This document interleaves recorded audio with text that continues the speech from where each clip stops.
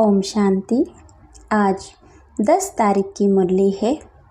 बाबा बोले, मीठे बच्चे बाप समान रहम दिल बनो। कैसे बनना है? बाप समान रहम दिल बनो। रहम दिल बच्चे सबको दुखों से छुड़ाकर पति से पावन बनाने की सेवा करेंगे। प्रश्न है, सारी दुनिया की मांग क्या है जो बाप के सिवाय कोई पूरी नहीं कर सकता? कि बाबा सब बच्चों से प्रश्न पूछ रहे हैं कि सारी दुनिया की मांग क्या है जो बाप के सिवाय कोई पूरी नहीं कर सकता। तो बाबा ने उत्तर में कहा, सारी दुनिया की मांग है शांति और सुख मिले।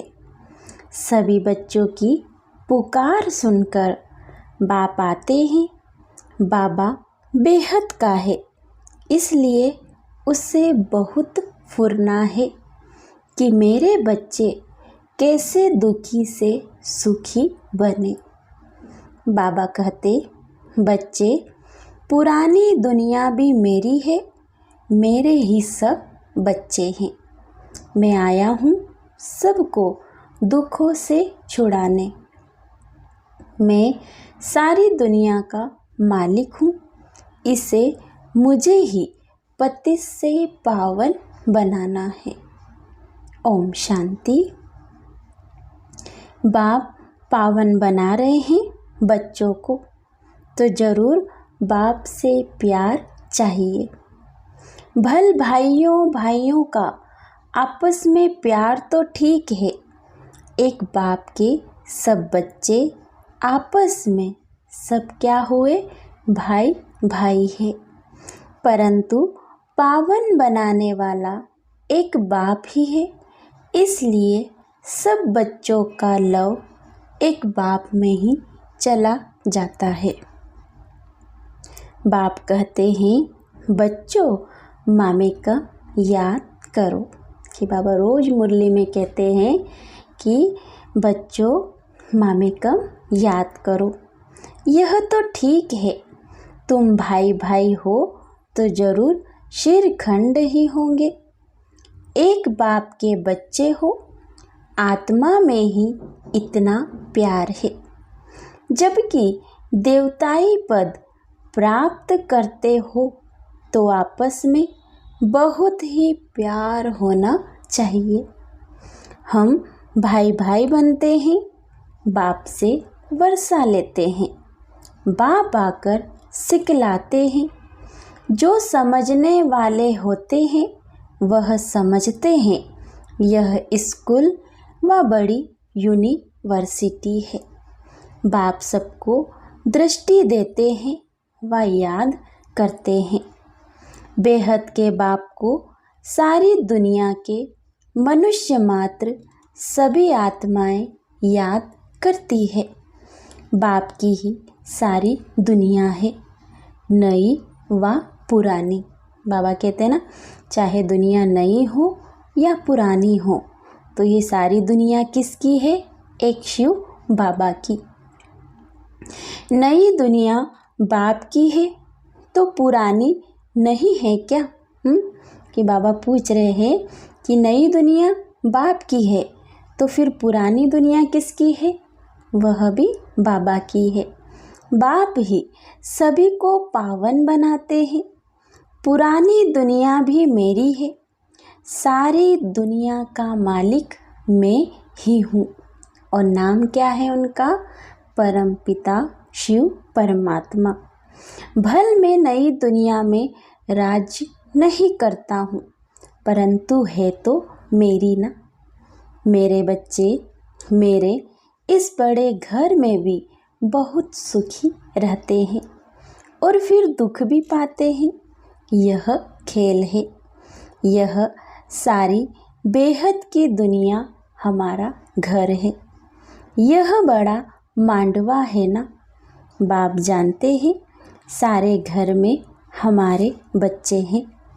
सारी दुनिया को देखते हैं, सब चैतन्य हैं। सभी बच्चे इस समय दुखी है, इसलिए पुकारते हैं, बाबा हमको छी दुखी दुनिया से शांति की दुनिया में ले चलो। इसलिए उनको क्या कहते हैं? शांति देवा। बाप को ही पुकारते हैं, देवताओं को तो कह ना सके। सबका वह एक बाप है, उनको सारे सृष्टि का फुरना रहता है। बेहद का घर है, बाप जानते हैं इस बेहद घर में इस समय सब क्या है? दुखी है। इसलिए कहते हैं शांति देवा, सुख देवा। दो चीज़ मांगते हैं ना। अभी तो जानते हो हम बेहद के बाप से सुख का वर्षा ले रहे हैं। बाप आकर हमको सुख भी देते हैं और शांति भी देते हैं, और कोई सुख शांति तो देने वाला है नहीं। बाप को ही तरस पड़ेगा, वह है बेहद का बाप। तुम समझते हो हम बाबा के बच्चे बहुत सुखी थे जबकि पवित्र थे। अब अपवित्र बनने से दुखी हो जाते हैं। काम चिता पर बैठ काले पतित बन जाते हैं। मूल बात है कि बाप को भूल जाते हैं। जिस बाप ने इतना उच्च पद दिया, गाते भी है ना, तुम माता पिता हम बालक तेरे, तुम्हारी कृपा से सुख घनेरे थे, सो फिर तुम अभी ले रहे हो। क्योंकि अब दुख घनेरे हैं तो बाबा से क्या ले रहे हैं? सुख घनेरे। यह है तमो प्रधान दुनिया। विषय सागर में गोते खाते रहते हैं और समझते कुछ भी नहीं है। तुमको अब समझ आई है। तुम समझते हो कि यह रो नर्क है। बाप बच्चों से पूछते हैं, अभी तुम नर्कवासी हो या स्वर्गवासी हो? कि बाबा हम बच्चों से पूछते हैं कि अभी तुम नर्कवासी हो या स्वर्गवासी हो। जब कोई मरता है तो झट कह देते हैं कि स्वर्गवासी हुआ, अर्थात सब दुखों से दूर हुआ। फिर नर्क की चीज़ें उनको क्यों खिलाते हो? यह भी प्रश्न उठता है कि जब वो स्वर्ग में गया तो फिर उसे नर्क की चीज़ें क्यों खिलाते हो? यह भी समझते नहीं। बाप आकर स्वर्ग की स्थापना करते हैं। तुम बच्चों को राजयोग सिखलाते हैं। बाप कहते हैं, मीठे बच्चे, मैं तुमको यह नॉलेज सुनाता हूँ, मेरे में ही यह नॉलेज है। ज्ञान सागर मैं ही हूँ। कहते हैं यह शास्त्रों की अथॉरिटी है, लेकिन वह भी आत्माएं हैं ना, यह भी समझते नहीं। बाप का ही पता नहीं है।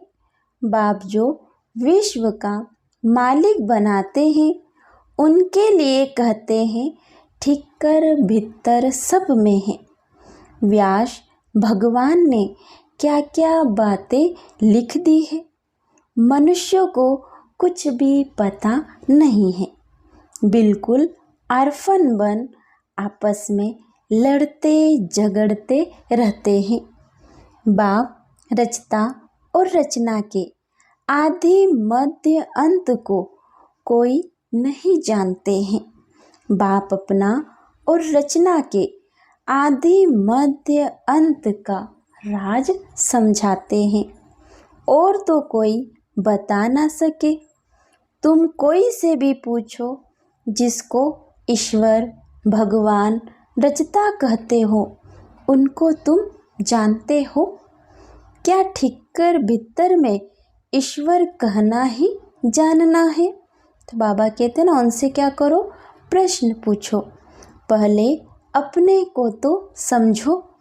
मनुष्य तमो प्रधान है तो जानवर आदि सब तमो प्रधान है। मनुष्य सतो प्रधान है तो सब सुखी बन जाते हैं। जैसा मनुष्य वैसा उनका फर्नीचर भी होता है। साहूकार लोगों का फर्नीचर भी अच्छा होता है। तुम तो बिल्कुल सुखी विश्व के मालिक बनते हो, तो तुम्हारे पास हर चीज़ सुखदाई है। वहाँ दुखदाई कोई चीज़ होती नहीं। कहाँ नहीं होती? स्वर्ग में। यह नर्क है ही गंदी दुनिया। बाप आकर समझाते हैं, भगवान तो एक ही है, वही पतित पावन है। स्वर्ग की स्थापना करते हैं, देवताओं की महिमा भी गाते हैं। क्या गाते हैं देवी देवताओं की महिमा? कि वो सर्वगुण संपन्न, 16 कला संपूर्ण, संपूर्ण निर्विकारी, मर्यादा पुरुषोत्तम, अहिंसा परमो धर्म। मंदिरों में जाकर देवताओं की उपमा अपनी निंदा करते हैं, क्योंकि सभी भ्रष्टाचारी है। श्रेष्ठाचारी स्वर्गवासी तो यह लक्ष्मी और नारायण है, जिनकी सब पूजा करते हैं, सन्यासी भी करते हैं। सतयुग में ऐसे नहीं होता। तुम्हारा सन्यास है बेहद का सन्यास। बेहद का बाप आकर बेहद का सन्यास कराते हैं। वह है हठयोग, हद का सन्यास, वह धर्म ही दूसरा है। बाप कहते हैं, तुम अपने धर्म को भूल कितने धर्मों में घुस पड़े हो। अपने भारत का नाम ही हिंदुस्तान रख दिया है और फिर हिंदू धर्म कह दिया है। वास्तव में हिंदू धर्म तो कोई ने स्थापन ही नहीं किया है। मुख्य धर्म है ही 4, देवी देवता, इस्लामी, बौद्धी और क्रिश्चियन। तुम जानते हो यह सारी दुनिया आइलैंड है। इसमें रावण का राज्य है। रावण देखा है, जिनको घड़ी घड़ी जलाते हैं, ये सबसे पुराना दुश्मन है। यह भी समझते नहीं कि हम क्यों जलाते हैं। समझ चाहिए ना कि यह कौन है, कब से जलाते आए हैं। तो क्या कहते हैं, समझते हैं परंपरा से। अरे उनका भी कोई हिसाब तो चाहिए ना। तुमको कोई जानते ही नहीं। तुम हो ब्रह्मा के बच्चे। तुमसे कोई पूछे तुम किसके बच्चे हो, तो कहेंगे, अरे हम ब्रह्मा कुमार और ब्रह्मा कुमारियाँ हैं, तो उनके बच्चे ठहरे ना। ब्रह्मा किसका बच्चा है? कि बाबा पूछ रहे हैं कि ब्रह्मा किसका बच्चा है, तो क्या कहेंगे, शिव बाबा का, और हम उनके पोतरे ठहरे। सभी आत्माएं उनके बच्चे हैं। फिर शरीर में पहले ब्राह्मण बनते हैं। प्रजापिता ब्रह्मा है ना। इतनी प्रजा कैसे रचते हैं, यह तुम जानते हो। यह एडाप्शन है। शिव बाबा एडाप्ट करते हैं ब्रह्मा द्वारा। मेला भी लगता है।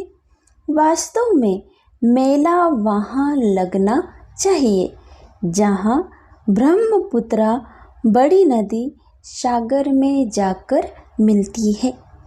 उस संगम पर मेला लगना चाहिए। यह मेला यहाँ है। ब्रह्मा बेटा है, तुम जानते हो। बाप भी है और बड़ी मम्मा भी, तो यह है। परंतु मेल है, इसलिए मम्मा को मुकर्रर किया जाता है कि तुम इन माताओं को संभालो। तो बाप कहते हैं, मैं तुमको सद्गति देता हूँ। तुम जानते हो यह देवताएं हैं डबल अहिंसक, क्योंकि रावण होता ही नहीं। भक्ति से होती है रात और ज्ञान से दिन। ज्ञान सागर एक बाप ही है, उनके लिए फिर कह देते हैं सर्वव्यापी। बाप ही आकर यह समझाते हैं और बच्चों को ही समझाते हैं। शिव भगवानुवाच है ना, शिव जयंती मनाते हैं तो ज़रूर कोई में आते हैं। कहते हैं मुझे प्रकृति का आधार लेना पड़ता है। मैं कोई छोटे बच्चे का आधार नहीं लेता हूँ। श्री कृष्ण तो बच्चा है ना, मैं तो उनके बहुत जन्मों के अंत में सो भी वानप्रस्थ अवस्था में प्रवेश करता हूँ। वानप्रस्थ अवस्था के बाद ही मनुष्य भगवान को सिमरन करते हैं, परंतु भगवान को यथार्थ कोई भी जानते नहीं है। तब बाबा कहते हैं यदा यदा ही धर्मस्य, मैं भारत में ही आता हूँ। भारत की महिमा अपरम अपार है। मनुष्यों को देह का अहंकार देखो कितना है। मैं फलाना हूँ, यह हूँ। अब बाप आकर तुमको देही अभिमानी बनाते हैं। मीठे मीठे रूहानी बच्चों को रूहानी बाप बेट ज्ञान के सब राज बताते हैं। यह है पुरानी दुनिया, सतयुग है नई दुनिया। सतयुग में आदि सनातन देवी देवता धर्म ही था। 5000 वर्ष की बात है। शास्त्रों में फिर व्यास ने लिख दिया है कल्प की आयु लाखों हजार वर्ष। वास्तव में है 5000 वर्ष का कल्प। मनुष्य बिल्कुल अज्ञान की कुंभकर्ण की नींद में सोए पड़े हैं। अभी तुम्हारी यह बातें कोई नया सुनेगा तो समझ नहीं सकेगा। इसलिए बाप कहते हैं मैं अपने बच्चों से ही बात करता हूँ। भक्ति भी तुम ही शुरू करते हो, अपने को ही चमाट मारी है। बाप ने तुमको पूज्य बनाया, तुम फिर पुजारी बन जाते हो। यह भी खेल है। कोई कोई मनुष्य नर्म दिल होते हैं तो खेल देखकर भी रो पड़ते हैं। बाप तो कहते हैं जिन रोया तिन खोया। सतयुग में रोने की बात नहीं है। यहाँ भी बाप कहते हैं रोना नहीं है। रोते हैं द्वापर और कलयुग में। सतयुगी कभी रोते नहीं हैं। तो हम कौन सी आत्माएं हैं? सतयुगी आत्माएं हैं। तो आज से हम ये याद रखेंगे कि अगर हम सतयुगी आत्माएं हैं तो कभी रोएंगे नहीं। इसलिए बाबा ने कहा ना जिन रोया तिन खोया। तो इसलिए बाबा कहते हैं पिछाड़ी में तो किसी को रोने की फुर्सत ही नहीं रहेगी। अचानक मरते रहेंगे, हाय राम भी नहीं कह सकेंगे। विनाश ऐसा होगा जो जरा भी दुख नहीं होगा, क्योंकि हॉस्पिटल आदि तो रहेगी नहीं, इसलिए चीज़ें ही ऐसी बनाते हैं। तो बाप समझाते हैं तुम बंदरों की मैं सेना लेता हूँ रावण पर जीत पाने के लिए। अब बाप तुमको युक्ति बताते हैं रावण पर जीत कैसे पानी है। सब सीताओं को रावण की जंजीरों से छुड़ाना है। तो सब कौन है? हम सब सिताए हैं और बाबा आए हैं रावण की जंजीरों से छुड़ाने। यह सब समझने की बातें हैं। भगवानुवाच, बच्चों को ही बाप कहते हैं। हियर नो इविल, जिन बातों से तुम्हें कोई फ़ायदा नहीं उनसे तुम अपने कान बंद कर लो।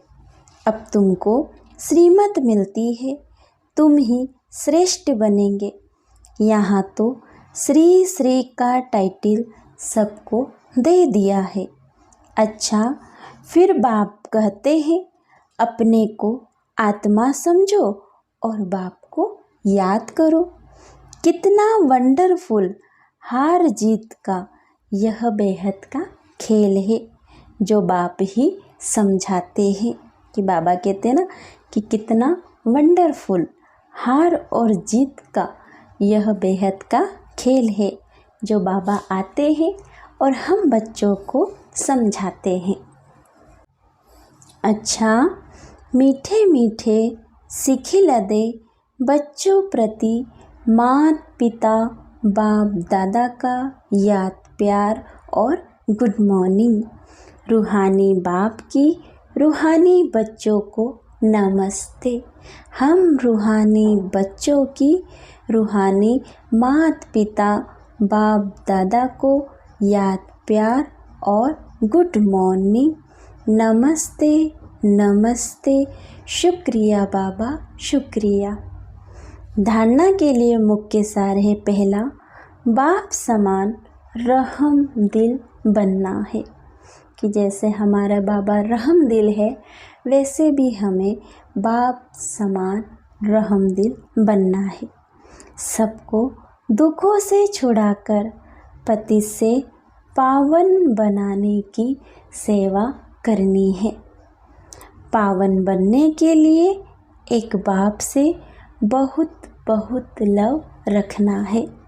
दूसरा है, बाप कहते हैं जिन रोया तिन खोया, इसलिए कैसी भी परिस्थिति हो तुम्हें रोना नहीं है।